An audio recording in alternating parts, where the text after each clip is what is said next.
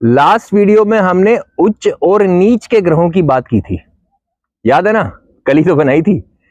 अब कई बार नीच का ग्रह भी राजयोग देता है, बहुत अच्छे फल दे देता है। अब आप सोचोगे ये क्या ड्रामा है भाई, कल तो बताया कि नीच का ग्रह होता है, खराब होता है, ना कंट्रोल होता, ना ज्ञान होता, ये प्रॉब्लम होती है। आज ये बता रहा है उसमें भी राजयोग बन जाता है, ऐसे कैसे होता है वो बताऊंगा। उसका नाम है नीच भंग राजयोग। कहीं नीच भंगा, नीच भंगम, कुछ भी अलग अलग जगह पे उसको कह सकते हैं। ये होता है, कुछ कॉम्बिनेशन होती हैं कुंडली में जिनसे ये बन सकता है। अब एक बात प्रैक्टिकली सोचिए, किसी जगह पर मान लीजिए सूर्य नीच के हो जाते हैं, जैसे कि 7 नंबर की राशि में, तुला राशि में सूर्य नीच के हो जाते हैं, ठीक है। वहां पे सूर्य नीच के बैठे हैं अगर आपके तुला राशि में, साथ में आकर बैठ गए शनि, तो मेहनत का घर था। अब राजा को कोई बोलेगा दीवार बनाओ, उसको तो बनानी आएगी नहीं, वो तो टेढ़ी मेढ़ी बनेगी और गिरेगी, यही होना है। लेकिन मजदूर साथ आ गया, जिसका वो कॉम्पिटेंस है, जिसको एक्सपर्टीज है, जिसको वो अच्छी तरह से सब कुछ रिजल्ट देना आता है, तो काम हो जाएगा ना। फिर तो राजा की सुपरविजन से और अच्छा ही काम होगा कुछ ना कुछ। तो ऐसा कॉम्बिनेशन होता है। तो पहली ट्रिक क्या मिली हमें, पहला रूल क्या मिला, नीच के ग्रह के साथ दूसरा ग्रह उसी राशि में आगे बैठ जाए जो उस राशि में उच्च का होता है। यानी कि एक नीच का एक उच्च का इकट्ठे आ गए तो नीच भंग हो जाएगा, ठीक। लेकिन सभी जितने भी रूल्स बना रहा हूं ना, उन सब में एक बात का याद रखना, नीच भंग हो जाएगा। अब नीच भंग का राजयोग बनेगा कि नहीं बनेगा, उसके लिए देखना पड़ेगा कितनी अच्छी जगह पर वो ग्रह है। जैसे कि अगर 3, 6, 10, 11 उपाचय स्थान में नीच भंग हो जाए तो बहुत बढ़िया, बिल्कुल परफेक्ट राजयोग मिलेगा। क्यों? क्योंकि जो ग्रह नीच का है वो बेसिकली एक मेलेफिक प्लैनेट ही तो हो गया, क्रूर ग्रह बन गया ना। और 3, 6, 10, 11 उपाचय स्थान में क्रूर ग्रह अच्छा रिजल्ट देते हैं, तो बढ़िया काम हो जाएगा। वो क्रूर ग्रह वहां बन के वहां बैठ जाएगा, उसको उच्च के ग्रह ने सपोर्ट भी कर दिया और वो इन जगहों पर बैठकर अच्छे फल भी दे देगा, तो बिल्कुल बढ़िया राजयोग मिलेगा। दूसरी कंडीशन क्या हो सकती है, अब आप ये सोचिए कि कोई आपके घर को तोड़ने की, वहां कुछ नुकसान करने की प्लानिंग कर रहा है, ठीक। जब वो वहां पर आया तो उसने देखा आप वहीं हो, तो कोई कर सकता है घर को नुकसान? भाई जब घर का मालिक घर के अंदर है तो कोई क्या नुकसान करेगा। तो दूसरी कंडीशन क्या हुई, जिस भी राशि में कोई ग्रह नीच का हुआ है, ठीक है, मान लीजिए 4 नंबर की राशि है कर्क राशि, उसमें मंगल आते हैं तो नीच के हो जाते हैं, ठीक। अब 4 नंबर की राशि में मंगल आ गए तो नीच के हो गए, लेकिन चंद्रमा साथ है, यानी कि उस राशि का स्वामी, जिस राशि का स्वामी है वो अपनी ही राशि में बैठा है, उसी राशि में बैठा है, नीच ग्रह के साथ बैठा है। तो अब जब घर का मालिक वहीं है तो भी नुकसान नहीं हो सकता। तो दूसरी कंडीशन क्या हुई, राशि का स्वामी, जिस भी राशि में कोई ग्रह नीच का हुआ है, अगर उस राशि का स्वामी वहीं पर साथ में बैठा हुआ है तो भी नीच भंग हो जाएगा। इसमें क्या देखना है, राजयोग बनेगा कि नहीं बनेगा? इसमें हमें यह देखना है कि जो स्वामी है वो बली होना चाहिए, उसकी स्ट्रेंथ ज्यादा होनी चाहिए।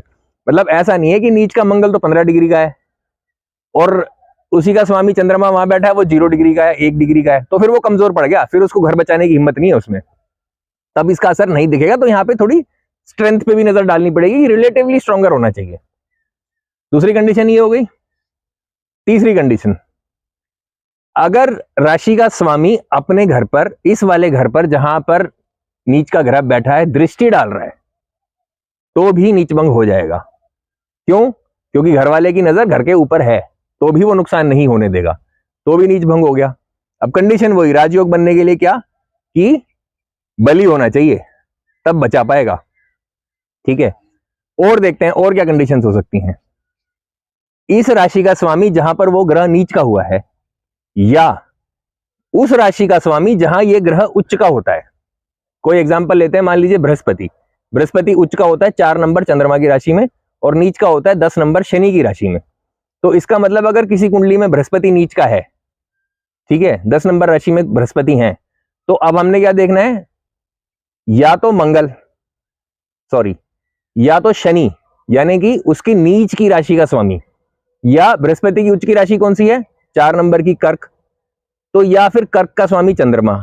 अब शनि या चंद्रमा से कोई भी केंद्र में बैठा हो, चाहे तो लग्न से केंद्र में हो, लग्न से केंद्र में मतलब बीच के जो 4 डब्बे बनते हैं 1, 4, 7, 10, या चंद्रमा से केंद्र में हो, मतलब चंद्रमा को 1 गिन लीजिए और वहां से 1, 2, 3, 4, 5, 6, 7, 8, 9, 10 कीजिए, तो चंद्रमा से 1, 4, 7, 10 पे बैठा हो तो भी, और केंद्र में लग्न से 114 710 पे बैठा हो तो भी नीच भंग हो जाएगा।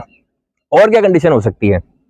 दूसरी कंडीशन एक और हो सकती है इसमें, जिसमें कि जो ग्रह यहां नीच का हो रहा है वो ग्रह नवांश कुंडली में उच्च का हो रहा हो। अब ये डिविजनल चार्ट्स जो होते हैं, नवांश क्या होता है, होरा क्या होता है, ड्रैकन क्या होता है, ये षोडश वर्ग चार्ट्स करके होते हैं, ये अभी मैंने बताई नहीं है।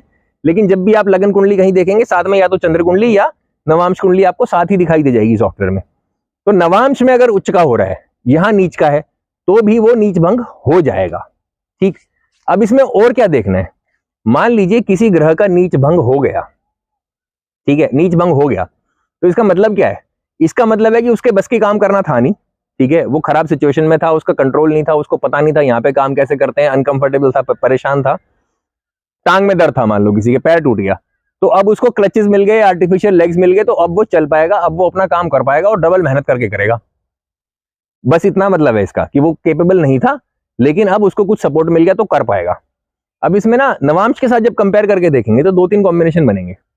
जैसे लग्न कुंडली में नीच का है, यानी कि राशि चार्ट में नीच का है, और नवांश में उच्च का हो गया, तो क्या होगा? फल तो वो उच्च के देगा, लेकिन दुखी करके देगा, परेशान करके देगा, मेहनत बहुत कराएगा, फल पक्का मिलेगा।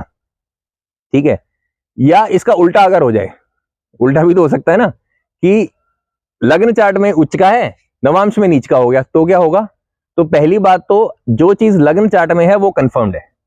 डिविजनल चार्ट हम बाद में देखते हैं, सबसे पहले लग्न चार्ट में देखा जाता है, उसी कंफर्मेशन पे चलेंगे, तो वो फल तो मिलेगा। लेकिन नवांश में नीच का हो गया तो क्या होगा? ऐसी कॉम्बिनेशन बनेगी कि उसने आपको कुछ देना था, क्या देना था? 100 रुपए देने थे, वो 1-1 रुपए के 100 सिक्के लेके आया आपको देने के लिए। वो ग्रह रास्ते में उसकी जेब फट गई, वो सिक्कों के वजन से थोड़े बहुत रास्ते में गिर गए, थोड़े उससे किसी ने मांग लिए, आपके पास जब पहुंचा 100 लेके आया था आपको देने के लिए, 100 देने का कमिटमेंट था, पहुंचा तो 25-30 ही मिले। अब बोलोगे ये क्या है, मेरी कमिटमेंट तो 100 की थी, बोलेगा वो नवांश में नीच का हो रहा था ना, इसलिए। तो ऐसा कुछ कॉम्बिनेशन यहाँ पे नवांश में बन जाता है। बस ऐसा कुछ था नीच भंग राजयोग, जिसमें कि नीच का ग्रह भी अच्छे रिजल्ट दे देता है। और इंटरेस्टिंग कंटेंट के लिए सब्सक्राइब कर लीजिए, मैं आता रहूंगा। अगर आपके कोई क्वेश्चंस हैं, कोई नया टॉपिक डिस्कस करना चाहते हैं, किसी चीज में जानना चाहते हैं, तो कमेंट्स में डालिए, पूछिए, मैं नेक्स्ट वीडियोस में कवर करने की पूरी कोशिश करूंगा। नमस्कार।